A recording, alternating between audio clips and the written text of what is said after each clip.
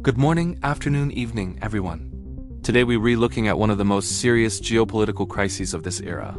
The war between the United States and Israel on one side and Iran on the other.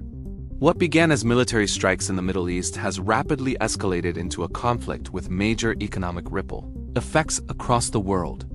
In late February 2026, the US and Israel launched joint military operations targeting Iranian military and strategic sites. Iran has responded with missile strikes, attacks on shipping, and threats to critical global trade routes like the Strait of Hormuz. This has sparked widespread military engagements across the Gulf region and raised fears of a prolonged regional war. The first and most immediate impact has been on global energy markets.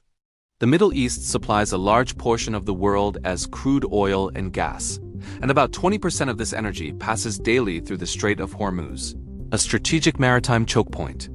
When that route was threatened or disrupted, global oil prices shot higher. Oil prices surged, threatening to go above $100 per barrel if disruptions persist. Higher crude translates to higher gasoline, diesel, and jet fuel costs, affecting transportation, manufacturing, and household budgets worldwide. This isn't a remote problem. It's a cost surcharge on nearly every economy, especially those that import energy. Beyond energy, the war has disrupted major trade routes and shipping corridors. Companies reroute cargo ships to avoid danger zones, adding days of travel time and extra fuel costs. War risk insurance premiums for shipping have also skyrocketed. These disruptions slow deliveries, raise costs for everything from electronics to clothing, and help explain rising global inflation. When fuel and transport costs go up, it trickles down into consumer prices across the board. Higher food prices, as farmers and transporters pay more for fuel. Increased fertilizer costs, hurting agricultural output. Higher manufacturing costs, which boost consumer prices worldwide. In parts of the world like Europe and Asia, inflation is rising again, hurting household budgets and straining central banks' efforts to keep prices under control. Economists warn that if the conflict continues for months, global GDP growth could slow significantly or even dip into mild contraction. Investment in key areas like infrastructure and business expansion may be postponed due to uncertainty. Some regions may face stagflation, stagnant growth with high inflation. Countries heavily dependent on oil imports, from India to Pakistan to many African and Asian states, could see economic slowdowns or budget deficits widen. The crisis is not just about energy.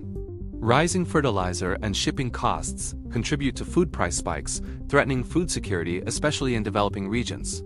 Markets that import grain, rice, and essential foods are particularly vulnerable, and some experts warn of growing hunger risks if disruption continues.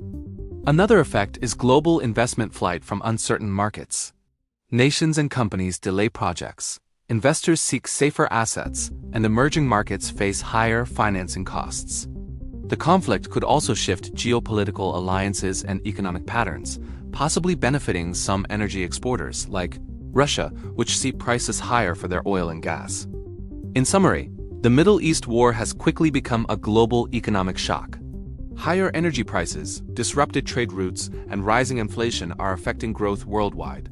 The longer the conflict continues, the deeper the impact, from households to global markets. We re-witnessing how geopolitics and economics are tightly linked, and how conflicts thousands of miles away can touch our daily lives here at home.